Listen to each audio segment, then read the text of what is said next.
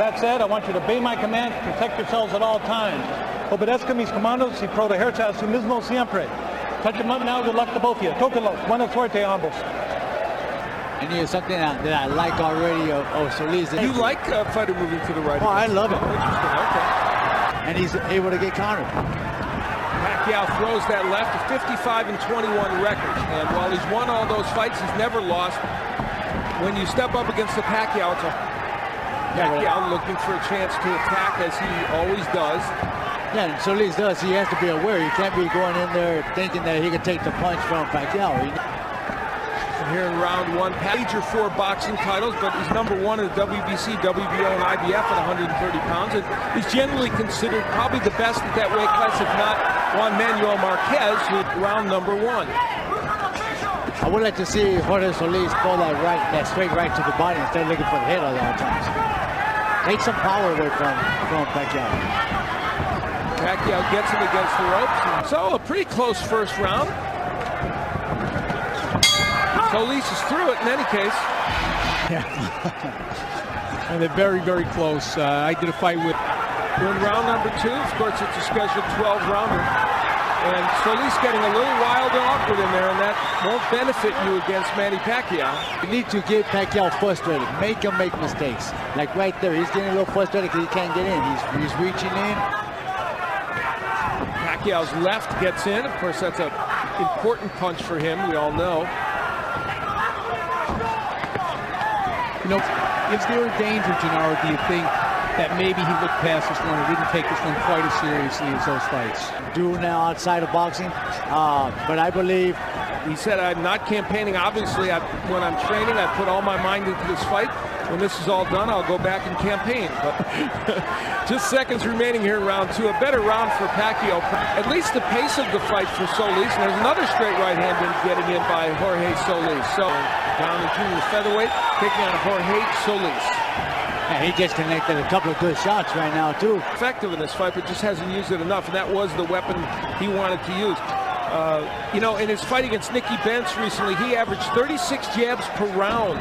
According to CompuBox, did Jorge Solis. That's what they want in this fight as well. Pacquiao's warming to his task now a little bit. He's a little bit more elusive than he was in the first round anyway. You know, the interesting thing about Manny Pacquiao, he's such an exciting and excellent fighter.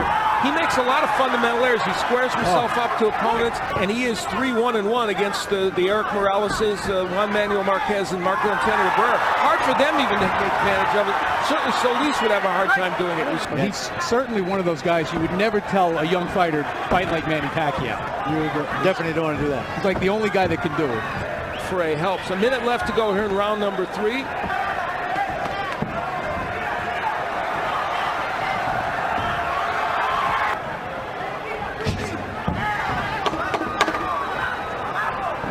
So just seconds remain in round 3, and again, Solis is an elusive target for Manny Pacquiao. Gets that straight left hand in again. There's the Solis jab that everyone's in agreement he should throw a little bit more, certainly including his brother.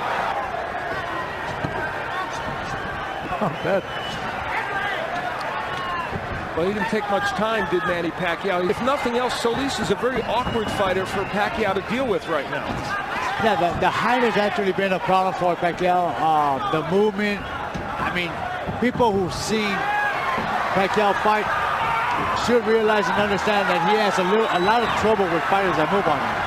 That's right, you know, because it's not only the height, but also the movement. There's something awkward about Solis that's making Pacquiao look a little awkward himself. It looks like there is a little blood somewhere on Solis' face. Nice shots by Solis. Probably barely able to hold on to win the first fight and got knocked out in the second fight. I'm going to say that maybe Juan Manuel might have fought him just as good. All right. Yeah, well, he only because he got dropped in the first round 3 times. But other than that, he changed his way of fighting, and he made Pacquiao look beatable. Both hitting Pacquiao hard and often. Solis is kind of picking his shots. Nice left hand by Pacquiao. May have stunned Solis. We'll see. Another left hand by Pacquiao.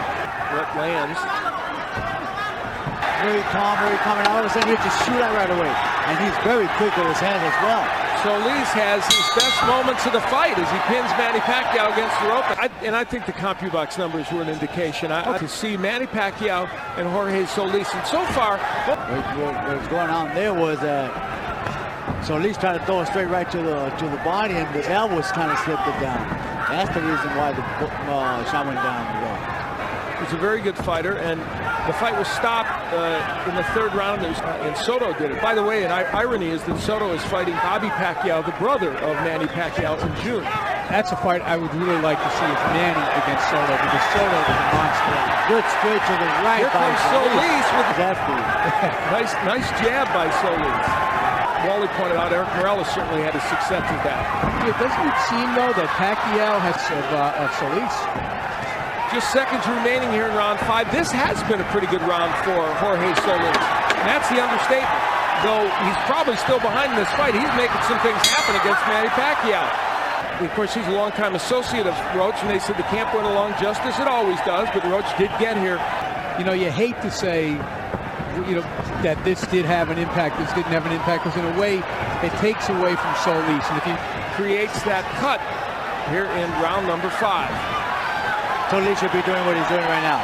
He should be smart. Just because there's blood on the eye doesn't mean they... Oh, good. Straight right. It would. Oh, there's a left hand that sends Solis down. What a push. And this is what I expected to see. Solis right here trying to avoid, trying to get away from punches and getting hurt because he doesn't pick up his hands.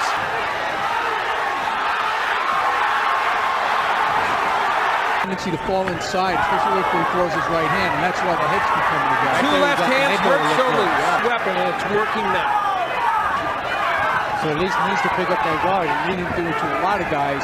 It's the relentless pressure. After a while, a minute left to go, or just under it, in round 7 of this 12-rounder. Good jab by Pacquiao. This is our main event of the evening, and there's another one of those big left hands. This has been a signature round for Pacquiao. Team to lean to the right when they're getting ready to throw that lift. I'm surprised that Manny Pacquiao has had himself an excellent 7th round and lands yet another short left hand. Heads created a cut in round 6 over the... and I think they've run out of ideas in Solis' corner. Gennaro, we were up listening, and they've invoked the family. He's in trouble, and down goes Solis. A lot of time left in this round, of course. There goes that uppercut again. He's hurt. He's out. It's it. It's over. Solis sent down for the 2nd time. Cinco. He is on the apron of the ring. Ocho. Nueve. Yes. He's not going to beat the king. Manny Pacquiao. First knockdown here, Gennaro. This is the first time that he was sent to the canvas in this round. He got hurt right there, and then there's that right uppercut. I thought it was a lip, but it was a right uppercut that kind of stung him, and there's the end of the fight again.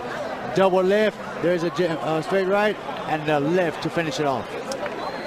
The winner by knockout victory, and still the WBC International Super Featherweight Champion, congressional candidate, Manny